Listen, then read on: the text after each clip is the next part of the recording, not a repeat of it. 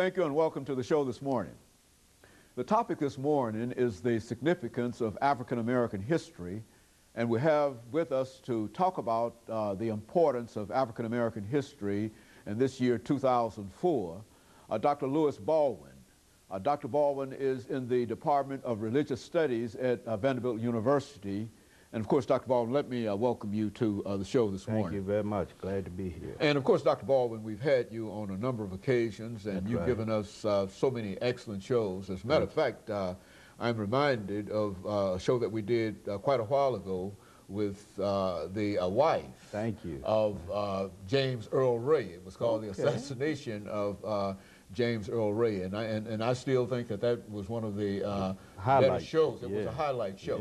But Dr. Baldwin, what we'd like to do today is to take advantage of your extensive knowledge, not only in reference to Dr. Martin Luther King, but in reference to our African American history in general, and to talk about how significant it is to this part of American history is to the rest of American history. But before we get into that, Dr. Baldwin, let us have you to give us some information about your background, your education, and some of the things that were important in terms of eventually leading you to Vanderbilt University in the Department of Religious Studies. Okay, I grew up in the so-called Black Belt of Alabama, a little town called Camden, Alabama, located in Wilcox County. I was born there in the late 40s. I was educated in the segregated school system there.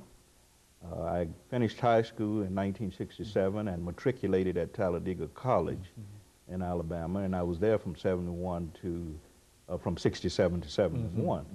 I had an opportunity to participate in some of the student demonstrations at that time, and I saw a lot of what was going on during the movement, and was inspired to pursue a life of scholarship in the academy. So when I finished at Talladega, I went to Crozet Theological Seminary, and from there I went to Northwestern University, where I received a PhD in 1980. But my whole educational quest, if I might call it that, was inspired by what I saw during the Civil Rights Movement in the 50s and the 60s. And I developed a particular interest in African American studies. In college, I majored in history, and much of my focus was on African American history. I did an MA in Black Church Studies at Crozet Seminary, and when I left there to do a PhD at Northwestern, I focused on the history of Christianity, but with a particular emphasis on the Black church.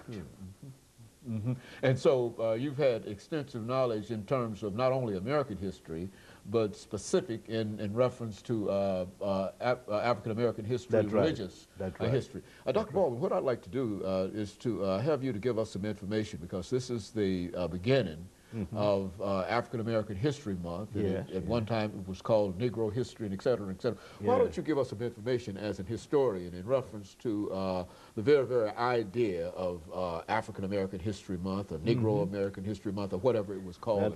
That's right. As you well know, this particular celebration developed with Carter G. Woodson, who's known as the father of Black history, somewhere around 1915. At the very beginning, it was called Negro History Week, and later, of course, African American History Month. But Woodson had this vision that if we as a people are to understand our present existential situation, then we must have a knowledge of the past. He felt in 1915 that African American history and culture had largely been ignored, not only in the public square but by scholars, that even African Americans had not given serious attention to it, with few exceptions.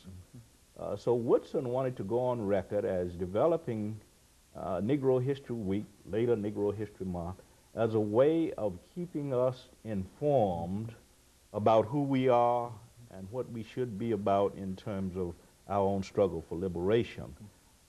Woodson had the idea that one cannot be liberated without knowledge, and he understood knowledge as power.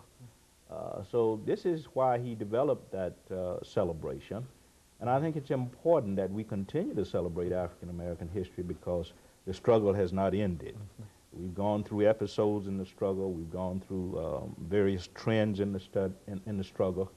But we must understand that the struggle for liberation is in large measure a struggle for the liberation of the mind. Very good. And it is also an intellectual struggle. And I think Woodson understood that. You know, Dr. Baldwin, we're making preparations for our first commercial break, but since we're talking about the significance of African American history, let's have you, when we come back, to start at your activities involved in the civil rights movement, Okay. and to sort of give us some idea now in 2004 Yeah. as to what it really meant to march and sit in and et cetera. Of course, That's we'll right. be back with our audience following this very short commercial break. If you want your voice. Our guest is Dr. Louis.